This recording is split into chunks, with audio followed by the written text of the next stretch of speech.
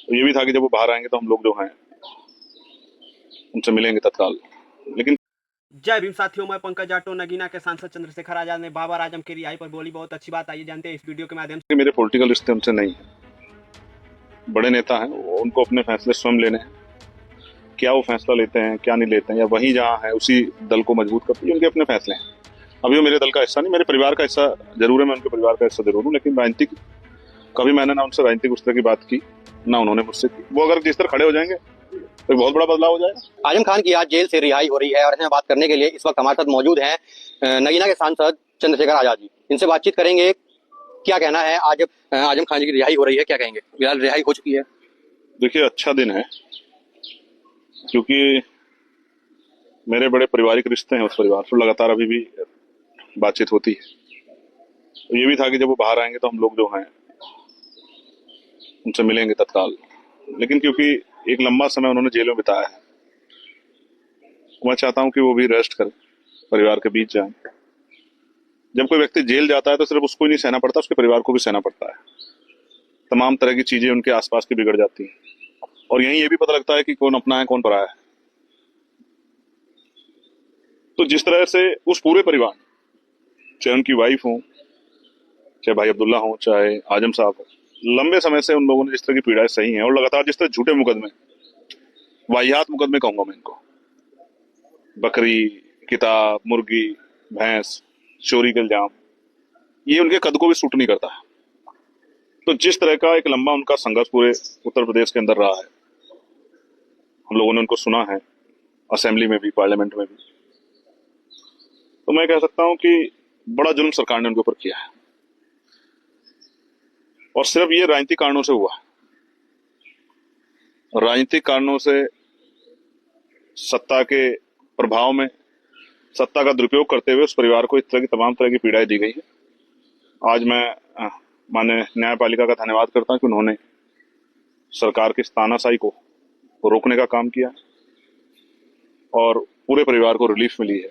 समय लगा है, अंधेरा छाया था, घनघोर बादल आए थे और धीरे धीरे करके छटे हैं। लगभग 2 साल के करीब का समय हो गया जेल में।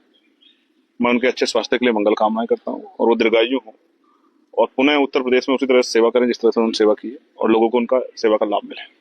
तो क्या आप और आजम खान जी मिलकर विधानसभा चुनाव लड़ेंगे? नहीं, अभी देखिए, मैंने आपको कहा कि मेरे पॉलिटिकल रिश्ते उनसे नहीं है, बड़े नेता हैं वो, उनको अपने फैसले स्वयं लेने हैं। क्या वो फैसला लेते हैं क्या नहीं लेते हैं, या वही जहाँ है उसी दल को मजबूत करती है, उनके अपने फैसले हैं। अभी वो मेरे दल का हिस्सा नहीं, मेरे परिवार का हिस्सा जरूर है, मैं उनके परिवार का हिस्सा जरूर हूँ, लेकिन राजनीतिक कभी मैंने ना उनसे राजनीतिक उस तरह की बात की ना उन्होंने मुझसे की। एक दूसरे के दुख सुख में खड़ा होना ये हमारे संस्कार भी है, नैतिकता भी है। सुख में तो सब लोग खड़े होते हैं, लेकिन दुख में खड़े होना, एक दूसरे के साथ बनना। मैंने पार्लियामेंट में भी कई बार उनके लिए आवाज उठाई और मीडिया के माध्यम से भी आवाज उठाई। तो मैंने अपना भाई होने के नाते, मैं उनको बड़ा भाई बोलता हूँ, छोटे भाई की ड्यूटी मैंने की है और आगे भी कुदरत ना करे उनके ऊपर दोबारा ऐसे मुझसे बताए तो सब चाहे भले उनका साथ छोड़ दे, मैं हमेशा उनके साथ खड़ा रहूंगा।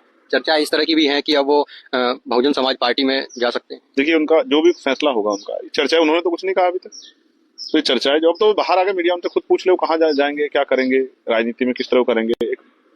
राजनीति में उन्होंने, मुझे नहीं पता उनको क्या क्या मिला, लेकिन राजनीति में का नुकसान उनको बहुत बड़े पैमाने पे ये जो देखने को मिला, ये किससे छिपा हुआ नहीं।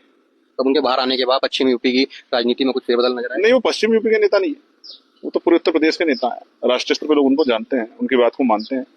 ऐसा नहीं कि वो पश्चिम उत्तर प्रदेश के नेता है। पश्चिम में वो अगर जिस तरह खड़े हो जाएंगे तो एक बहुत बड़ा बदलाव हो जाएगा। तो सरकार ने एक आदेश भी जारी किया है जाति ना लिखने को, ना कि एफआईआर में जाति नहीं लिखी जाएगी, जो साइन बोर्ड है उन पर नहीं लिखी जाएगी।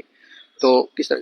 देखिए, पिछले कुछ समय में, हालांकि मैंने कल जो एक्स के माध्यम से अपनी बात रख दी थी, लेकिन पिछले कुछ समय में हक वंचित कमजोर समाज के लोगों में चेतनाएं बढ़ी और जो आंदोलन जिसकी इतनी संख्या बारी, उसकी इतनी हिस्सेदारी माननीय काशीराम साहब ने शुरू किया था, वोट हमारा राज तुम्हारा, नहीं चलेगा नहीं चलेगा, उन नारों का असर जो है पिछले 10-12 साल से जो आजाद समाज पार्टी भीम आर्मी ने संघर्ष किया है, उससे जमीन पे आने लगा है।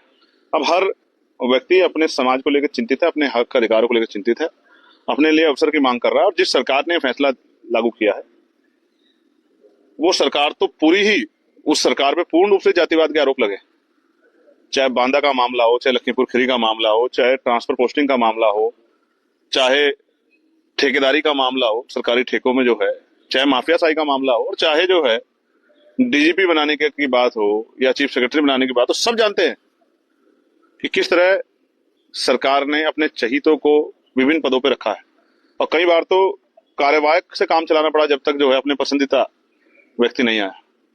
तो ये जो सरकार है, इन्होंने जब, मेरे आज भी याद है, लोकसभा चुनाव से पहले मंत्रिमंडल बदला तो बड़े बड़े बैनर लगाए कि हमने इस जाति का मंत्री बनाया, हमने इस जाति का मंत्री बनाया, जातीय सम्मेलन इन्होंने कराए, किस जाति का मुख्यमंत्री बनाया, इसके बड़े बड़े ढोलिये लोग पीटते हैं। हारने के बाद उप मुख्यमंत्री बनाया जाति के आधार पर कि इस जाति का वोट जो है अपने खेमे में ले सके। तो ये सब सामने है कि सरकार कथनी करनी। हालांकि मैं जातिहीन समाज का बड़ा समर्थक हूँ,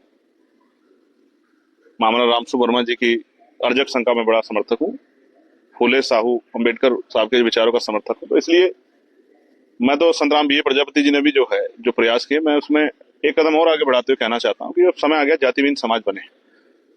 तो राज्य सरकार से कुछ नहीं होगा, केंद्र सरकार कानून बना दे और माननीय सर्वोच्च न्यायपालिका उसको लागू कराए कि कोई व्यक्ति सरनेम नहीं यूज करेगा। ना आपके राहुल के सामने कुछ लगेगा, ना मेरे चंद्रशेखर के सामने कुछ ऐसा लगेगा जिससे पता लग सके कि मेरी जाति क्या है। भाजपा की एक सहयोगी दल है निषाद पार्टी, तो जब ये पता नहीं लगेगा तो इस जाति का प्रिविलेज ही खत्म हो जाएगा। इस देश में और उत्तर प्रदेश में खासकर कई घटनाएं मैं आपको बता दूंगा जहां जाति के आधार पर अन्याय हुआ है। हाथरस की घटना इस बात का उदाहरण है, 69 शिक्षक भर्ती इस बात का उदाहरण है, और तमाम तरह के ऐसे विषय हैं जहां मटकी छूने पे देश भर में, घोड़ी चढ़ने पे, यही घोड़ी चढ़ने पे मेरठ में, बुलंदशहर में क्या आधार था उनका कि घोड़ी चढ़ने पे रोका गया, बलात्कार मारपीट की गई। ये अन्याय अत्याचार जाति के आधार पे होता है। अगर जाति के आधार पे कोई कार्रवाई की मांग करता है तो उसको जातिवाद का आरोप लगा दिया जाता है उससे।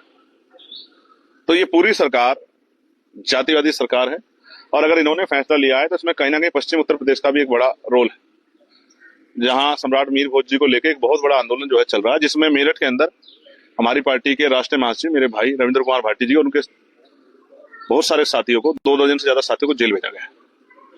मैं जल्द उनसे मिलने जाऊंगा और अपने भाइयों को जेल से छुड़ाने के लिए, और वो झूठे मुकदमे वापस जब तक नहीं होंगे हम लोग संघर्ष करेंगे। मीर भोज को लेकर के सहारनपुर में भी एक बहुत बड़ा प्रदर्शन इस चीज को लेकर भी हुआ था, इल्जाम लिखने को लेकर। हाँ, तो ये जो पूरा फैसला है कहीं ना कहीं उसी आधार पर देखा जा रहा है कि जो जातियों में जागरूकता पैदा हुई है, उस जागरूकता के कारण भी सरकार ने शायद उस जागरूकता डर के फैसला लिया है। मगर जिस तरह से जानबूझ के रविंद्र कुमार भाटी जी जो राष्ट्रीय महासचिव हैं आजाद समाज पार्टी कांची नाम के, उनको जेल भेजा गया, टारगेट किया गया हमारी पार्टी को, हमारे नेताओं को, इस अन्याय का मुकाबला हम लोग करेंगे, इसको भूलेंगे नहीं। धन्यवाद। जय हिंद।